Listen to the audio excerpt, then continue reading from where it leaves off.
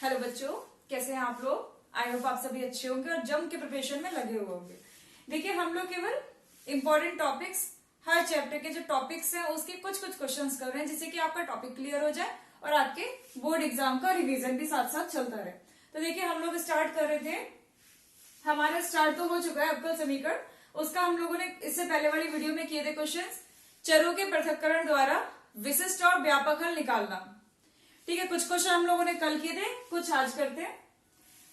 चलिए आज का फर्स्ट क्वेश्चन देखते हैं। देखिए, सवाल लिखा हुआ है, बिंदु 0,-2 से गुजरने वाले एक ऐसे वक्र का समीकरण ज्ञात करिए जिसके किसी बिंदु x, y पर स्पर्श रेखा की प्रवणता और उस बिंदु के y निर्देशांक का गुणनफल उस बिंदु के x निर्देशांक के बराबर। देखिए, अब जो हम सवाल कर रहे हैं इसमें ना आपको सब कुछ लैंग्वेज में दिया हुआ है, आपको अवकल समीकरण नहीं दिए कि उसको हल करके आपको डायरेक्ट अगर आप व्यापक हल निकालें। इसमें आपको पहले समीकरण खुद से बनानी है, उसके बाद आपको सॉल्व करना है। तो देखिए, अकॉर्डिंग टू क्वेश्चन, हम जो क्वेश्चन कह रहे हैं उसके अकॉर्डिंग हम इक्वेशन बनाते हैं पहले। देखिए, ध्यान दीजिए, जहां तक आप लोग के सारे चैप्टर्स लगभग हो चुके होंगे और नहीं हुआ होगा तो कुछ सिलेबस आपका बचा होगा, आप तैयारी कर रहे होंगे। तो देखिए, आप लोगों ने चैप्टर में पढ़ा होगा कि अगर कोई बिंदु x, y है तो उस बिंदु पर किसी रेखा की प्रवणता क्या होती है, dy/dx। ठीक है, तो यहाँ पर ध्यान दीजिए क्या बोल रहा है, बिंदु 0,-2 से गुजरने वाले एक ऐसे वक्र का समीकरण ज्ञात कीजिए। यानी हमें समीकरण निकालना है वक्र का जो बिंदु 0,-2 से गुजर रहा है। ठीक है, जिसके किसी बिंदु x, y, ये भी कोई बिंदु x, y पर स्पर्श रेखा की प्रवणता उस बिंदु के y निर्देशांक का गुणनफल उस बिंदु के x निर्देशांक के बराबर है। तो जो जो क्वेश्चन कह रहा है बस हम उसके अकॉर्डिंग चलते जाएंगे और इक्वेशन हमारी बन जाएगी। चलिए देखिए, बोल रहा है y निर्देशांक का गुणनफल, ये बोल रहा है किस किस का गुणनफल, x, y पर स्पर्श रेखा की प्रवणता y का y निर्देशांक का गुणनफल। तो y की गुणा होगी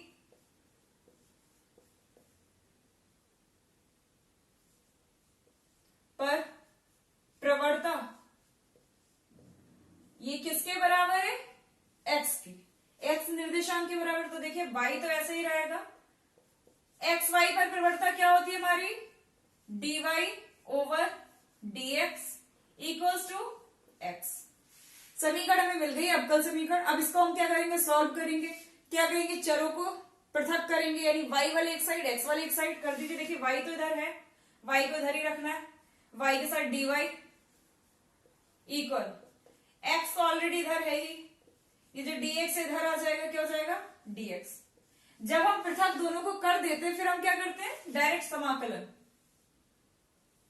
ठीक है, अगला स्टेप हमारा समाकलन होता है। अब देखिए, y का अगर हम समाकलन करेंगे तो क्या होगा, y² 2 इक्वल्स x का समाकलन करेंगे तो क्या होगा, x² 2। देखिए, जब समाकलन हो जाता है तो हम एक नियतांक ऐड करते हैं समाकलन, जिसे c बोल दिया। अब देखिए, ये तो हमारा क्या आ गया, जनरल सॉल्यूशन, यानी व्यापक हल तो हमारा आ गया है। लेकिन जब उसने बोला वक्र का समीकरण ज्ञात कीजिए, जबकि वो बिंदु 0,-2 से गुजर है, यानी उसने कंडीशंस भी दे रखी है 0,-2 से। देखिए, ये वक्र हमारा आ चुका है, वक्र का समीकरण ये है, लेकिन ये कौन सा फॉर्म है, जनरल फॉर्म है, यानी व्यापक फॉर्म, व्यापक हल है। तो देखिए, बोल रहे हैं 0,-2 से गुजर रहे। अब जब कोई वक्र किसी बिंदु से गुजरता मतलब उस बिंदु को क्या करेगा, संतुष्ट। तो हम क्या करेंगे, x = 0 और y = -2 रखने पर रख दीजिए, y की जगह कितना रखना है, -2, और x की जगह क्या रखना है, 0। तो ये तो पूरे ही 0 हो गया, प्लस c। अब देखिए, -2 का वर्ग करेंगे 4 हो गया, 4/2, 2 से 2 कट कर दीजिए, तो हमारा c = कितना आ गया, c हमारा आ गया 2। अब जब c की वैल्यू यानी नियतांक की हमारे जो था हमारा अचर, उसकी वैल्यू आ गई तो हम क्या करते हैं, कुछ नहीं, जो हमारी अचर की वैल्यू आती है वो हम पुट कर देते हैं व्यापक हल में। तो रख कर दीजिए, तो हमारा क्या हो जाएगा, y² 2 equals to x² 2 plus का 2। ठीक है, अगर आप इतना भी छोड़ देंगे तो आपका आंसर हो चुका है, लेकिन अभी हम इसे और अच्छे से लिख सकते हैं। तो हम क्या करेंगे, वाई स्क्वायर अपॉन 2 इक्वल्स, इधर हम दोनों का एलसीएम ले देंगे तो एलसीएम आएगा 2, एक्स स्क्वायर ऐसे ही रहेगा, इसके नीचे कुछ नहीं था तो 1 होता है। अब इसकी क्या हो जाएगा, 2 2 जा 4, ठीक है। अब देखिए कट गया तो क्या हो गया, Y square equal to X square plus 4, यही हमारा क्या हो गया, वक्र। अब एक्स स्क्वायर को भी धर ही लिया ये, तो हमारा हो गया Y square minus X square equals to 4। ये हमारा कौन सा हल आया, विशिष्ट हल, यही हमारा क्या है, वक्र। अतः वक्र का समीकरण क्या आ गया, Y square minus X square equal to 4। तो देखिए कुछ नहीं था, मेन आपका है, अगर आप इक्वेशन बना लेते हैं अच्छे से बिल्कुल सही, तो फिर आगे आपका सवाल नहीं रुकेगा अगर आपको समाकलन करना आता है, ठीक है। तो ये फर्स्ट क्वेश्चन आज का हमारा हो गया। चलिए बेटा देखते हैं नेक्स्ट क्वेश्चन। देखिए अगला क्वेश्चन क्या कह रहे हैं, बिंदु 0,0 से गुजरने वाले एक ऐसे वक्र का समीकरण ज्ञात कीजिए जिसका अवकल समीकरण आपको दे रखा है। देखिए इसमें आपको अवकल समीकरण बनाना नहीं क्योंकि इसमें गिवन है, तो हम क्या करेंगे, सबसे पहले हमें जो समीकरण दे रखा है उसको नोट करेंगे।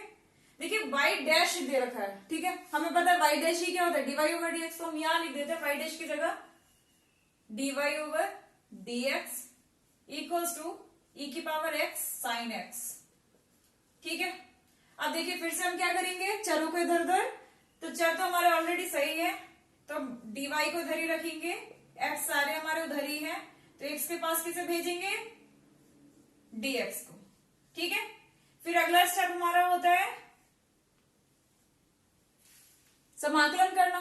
अब देखिए इसका तो समाकलन डायरेक्ट कर देंगे, dy के आगे कुछ नहीं है, 1 है तो उसका क्या हो जाएगा, y इक्वल्स, इसका कैसे करेंगे आप, अब यहां तो x के दो फंक्शन आ गए ना, तो देखिए इसका बाई पार्ट से नहीं खंडशः लगाएंगे, तो हम इसको i मान लेते हैं, अलग से कर लेते हैं पहले इसका। i हमारा क्या है, e की पावर x साइन x और dx। देखिए खंडशः आपको पता होगा कि हम फर्स्ट एंड सेकंड फलन मानते हैं, किसे मानेंगे, देखिए e की पावर x को हम क्या मानेंगे, सेकंड, और इसको क्या मानेंगे, फर्स्ट, ठीक है। तो क्या होता है, आपको तो पता होगा ना फॉर्मूला, अगर नहीं पता है तो इसको याद कर लीजिए। फर्स्ट हमारा ऐसे ही रहेगा, फर्स्ट यानी साइन एक्स ऐसे ही लिखेंगे, सेकंड का समाकलन होगा e की पावर x dx, फिर माइनस का चिन्ह आएगा, फिर क्या करेंगे, समाकलन होगा सबका, लेकिन समाकलन के अंदर फर्स्ट का हम क्या करेंगे, अवकलन, यानी d ओवर dx, किसका, साइन x का, एंड समाकलन करेंगे किसका, e की पावर x का dx। अब इस, ठीक है, चलिए करते हैं, साइन x ऐसे ही रहेगा, e की पावर x का समाकलन सभी को आता होगा, बहुत इजी है, e की पावर x ही रहता है, माइनस साइन x का अवकलन क्या होगा, cos x, e की पावर x का समाकलन क्या होगा, e की पावर x dx, ठीक है। अब ये तो हमारा ठीक है हो गया, लेकिन ये फिर से क्या है, अब फिर से इसका दो फलन है, क्या होगा, फिर से खंडशः लगेगा, इसका समाकलन फिर से होगा, ये हमारा i ही चल रहा है, यानी i बराबर हो गया e की पावर x को हम आगे कर देते हैं, e की power x into sine x, देखिए माइनस, अब ये फिर से हम खंडशः लगाएंगे, तो हम देखिए अब इसमें क्या मानेंगे, फर्स्ट एंड सेकंड, ठीक है। cos x को फर्स्ट मानेंगे तो फर्स्ट हमारा ऐसे ही रहेगा cos x, फिर क्या होगा, e की पावर x का समाकलन माइनस, अब देखिए cos x का क्या होता है, अवकलन में डायरेक्ट कर दे रही हूं यहां पर, माइनस साइन x, ठीक। अब माइनस साइन x और e की पावर x का समाकलन होगा, उसको हम क्या बोलते हैं, e की पावर x ही समाकलन भी होगा इसका। ये पूरा हमारा खंडशः हो गया। अब सही से लिख लेते हैं इसको, ब्रैकेट ओपन करके, e की पावर x ऐसे ही साइन x, अब देखिए ब्रैकेट ओपन करेंगे, देखिए माइनस माइनस ही रहेगा, cos x ऐसे ही, e की पावर x का समाकलन क्या हो जाएगा, e की पावर x, अब देखिए माइनस, देखिए ये माइनस प्लस, और ये माइनस यानी माइनस, अब देखिए e की power x into sine x dx, ठीक है। और ये तो हमारा वही बन गया ना जिसे हम लेके चले थे e की power x sine x d x, e की power x sine x d x, इसे हमने क्या माना था आई, तो इसकी जगह हम क्या लिख देंगे आई। तो देखिए इन दोनों में से e की पावर एक्स कॉमन आ रहा है, यहां से क्या हो गया sine x minus cos x, और इसकी जगह क्या लिख देंगे माइनस का आई।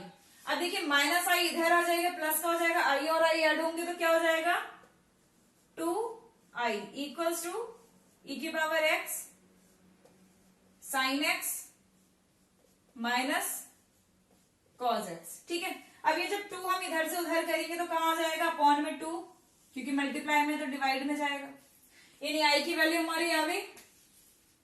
तो i हमारा ये था, इसकी वैल्यू हम डायरेक्ट रख देते हैं, तो y इक्वल टू हमारा क्या आ जाएगा y इक्वल्स टू आई की जगह हम ये लिख देता है e की power x sine x minus cos x बटे 2। और अब जब हमारा समाकलन हो ही चुका है तो फिर क्या ऐड करेंगे कांस्टेंट c। ठीक है, अब देखिए हमारा व्यापक हल आ चुका है, लेकिन उसमें कंडीशन दे रखी है बिंदु 0,0 से गुजरता है, मतलब संतुष्ट करेगा, सेटिस्फाई करेगा इसको। तो हम क्या करेंगे x बराबर 0 y बराबर 0 रख देंगे, रख दीजिए y बराबर 0 यानी 0 इक्वल्स x बराबर 0 यानी e की power 0 sine x sine 0 minus cos 0 upon 2 plus c। ठीक है, अब देखिए इधर तो 0 ही रहेगा इक्वल्स e की पावर 0, e की पावर क्या किसी की भी पावर 0 होगी तो वो क्या हो जाता है 1, तो ये हो गया हमारा 1 साइन 0 0 होता है, कॉस 0 1 होता है अपॉन 2, ठीक है प्लस का c, यानी 0 equals minus 1 upon 2 plus c। तो c आपका क्या आ गया, ये माइनस का उधर जाएगा यानी 1 अपॉन 2, c की वैल्यू 1 अपॉन 2 आगे रख दीजिए, c की वैल्यू कहां रखेंगे आप इस व्यापक हल में। तो हमारा y क्या हो गया, ये हमारा ये वाला क्वेश्चन y इक्वल टू हो जाएगा हमारा e की power x sine x minus cos x upon 2 plus 1 upon 2। अब देखिए इधर भी है 2 है, इधर भी 2 है, तो अब जब हम एलसीएम लेंगे तो 2 इधर चला जाएगा, y से गुणा हो जाएगा, यानी 2y इक्वल्स टू e की power x sine x minus cos x plus 1, sorry plus 1। ये क्या हो गया हमारा, देखिए 2 जब हमने एलसीएम ले लिया पूरे के नीचे 2 आ गया, 2 की मल्टीप्लाई इधर हो गई y से तो 2y हो गया, e की power x sine x minus cos x ऐसे ही रह गया, प्लस का 1 ये हमने नोट कर दी। ये हमारा क्या हो गया समीकरण आ गया हमारा रेजिस्टर। चलिए देखते हैं नेक्स्ट क्वेश्चन। क्वेश्चन पढ़ते हैं, एक गोलाकार गुब्बारे का आयतन जिसे हवा भरकर फुलाया जा रहा है स्थिर गति से बदल रहा है, यानी जो उसकी चेंज होने की दर है, यानी जो हमारा आयतन बदल रहा है उसकी जो दर है वो क्या है नियतांक, मतलब नियत है, यानी सेम उससे बदल रहा है। यदि आरंभ में इस गुब्बारे की त्रिज्या 3 इकाई है और 3 सेकंड बाद 6 इकाई है तो t सेकंड बाद इस गुब्बारे की त्रिज्या ज्ञात करें। तो देखिए हमने त्रिज्या निकाल ली है, तो सबसे पहले मान लेते हैं जो चीज हमें निकालनी है।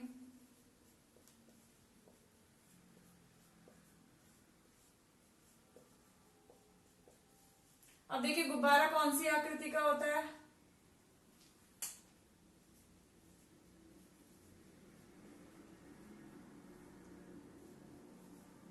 गुब्बारे कौन सी आकृति का होगा, सभी को पता होगा, सभी ने देखा होगा। गुब्बारा होता है हमारा गोल, तो उसका आयतन क्या होगा, ठीक है। अब देखिए सवाल बोल रहा है कि जो गुब्बारे का आयतन है वो कैसे बदल रहा है, नियत बदल रहा है, यानी स्थिर है, जो उसके बदलने की दर है वो स्थिर है। तो अकॉर्डिंग टू क्वेश्चन हम देखिए जो गुब्बारे का आयतन है वो किसके सापेक्ष बदल रहा है, समय के सापेक्ष में, जैसे जैसे समय चेंज हो रहा है वैसे वैसे। तो हम इसको क्या मान लेते हैं, स्थिर है यानी a, कोई भी अचर मान लेते हैं कांस्टेंट। तो देखिए 4/3 पाई आर क्यूब, अब d इसका अवकलन करेंगे तो आर क्यूब का क्या हो जाएगा 3r² एंड dr, और a के साथ क्या आ गया dt इधर आ गया। ठीक है, 3 से 3 कैंसिल आउट, तो क्या हो गया 4 pi r square d r equals to a d t. अब हमारा हो गया, तो हम क्या करेंगे, समाकलन करेंगे दोनों साइड। देखिए 4 पाई हमारा क्या कांस्टेंट बाहर आ जाएगा, आर स्क्वायर का हम करेंगे समाकलन तो क्या हो जाएगा आर की पावर 3 अपॉन 3 इक्वल्स टू ए हमारा कांस्टेंट ऐसे ही रहेगा, डी टी का करेंगे हो जाएगा टी प्लस का सी, सी हमारा समाकलन नियतांक हमने ऐड कर दिया। अब देखिए यहाँ पर हमारे दो अचर है, एक ए एक सी। अब दो अचर है तो दो कंडीशन चाहिए इन दोनों की वैल्यू निकालने के लिए, तो दो कंडीशन भी देगी। यदि आर में इस गुब्बारे की त्रिज्या 3 इकाई है, आर जब यानी पहली कंडीशन हम लगा रहे हैं जब टी बराबर कितना है आर 3 है, जब टी बराबर आरंभ में कितना होता है 0, तो टी बराबर 0 आर बराबर 3 रख दीजिए। तो देखिए 4 पाई ऐसे ही रहेगा, आर की जगह कितना लगाना है हमें 3 upon 3 equals to A multiply 0, T हमारा 0 है प्लस का सी। तो देखिए 1 3 से कट गया, 2 बचे हैं 3 की पावर 2 यानी 9, 9 चौक 36, 36 पाई इजकल टू सी। यहां से हमारी सी की वैल्यू तो आ गई 36 पाई। ठीक है, एक कंडीशन लगाई, अब हम क्या लगाएंगे दूसरी कंडीशन। जब अब दूसरी कंडीशन आप पढ़िए क्या है, दूसरी कंडीशन है यदि 3 सेकंड बाद 6 इकाई है, तो टी बराबर है हमारा 3 और आर बराबर है 6। रख दीजिए फिर से इसी समीकरण में हम 3 की जगह क्या टी की जगह 3 रखेंगे, तो देखिए 4 पाई ऐसे ही रहेगा। आर की जगह हम इस बार क्या रखेंगे 6 की पावर 3 अपॉन 2 नहीं 3। ए टी, ए हमें नहीं पता, टी इस बार हमको पता है 3 है, प्लस सी हमको नहीं पता है सी तो निकाल लिया ना 36 पाई। जिसकी वैल्यू हमें पता है बस उसको सिंपली हम रख देंगे। अब देखिए कुछ कर सकते हैं, 4 पाई इंटू 6 का क्यूब कितना होता है 216 upon 3 equals to 3a plus 36 pi. अब 3 से इसको कट कर दीजिए, 3 7 से 3 2 से। अब 4 और 72 की गुणा करेंगे तो 4 दूनी 8, 4 सत्ते 28, यानी 28 पाई इजकल टू 3a प्लस 36 पाई। तो 3 हमारा क्या आ गया 288 पाई माइनस 3 पाई।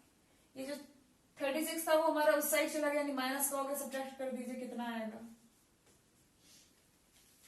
8 में से 6 गया, 8 में से 3 गया, 2 ऐसे ही पाई लगा दिया। अब देखिए ए निकालना है तो 3 नीचे आ जाएगा, 252 अपॉन 3 पाई। कट करिए, 3 8 24, 3 चौक 12, ए की वैल्यू आ गई आपकी 84 पाई।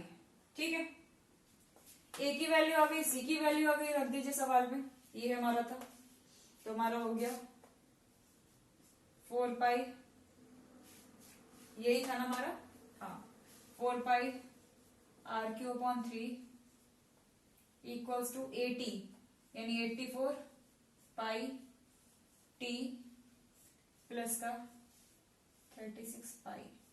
इसको देख लीजिए, अगर सॉल्व हो रहा है कुछ तो कर दीजिए। करते हैं कुछ, देखिए 4 पाई आर क्यू अपॉन 3 ऐसे ही रहेगा इक्वल्स, यहां से भी 4 पाई कॉमन ले लीजिए, 4 पाई हमने कॉमन ले लिया तो 21 टी प्लस का 9। ठीक है, 4 पाई से 4 पाई कट हो गया। अब देखिए आर क्यू बर्थडे 3 है, 3 उधर चला जाएगा गुणा में, तो आर क्यू हमारा कितना आ गया, आर क्यू हमारा हो जाएगा 3 से गुणा करिए प्लस का 3 27। ये तो आर क्यू हो गया, लेकिन सवाल में पूछ रहा है आर की वैल्यू बताइए, यानी त्रिज्या। तो देखिए त्रिज्या हमारी क्या हो जाएगी, R equal to 63 T plus 27 की पावर, देखिए क्यू था तो हम क्या ले लेंगे घनमूल, यानी 1/3। ये हमारा आ गया आर का मान।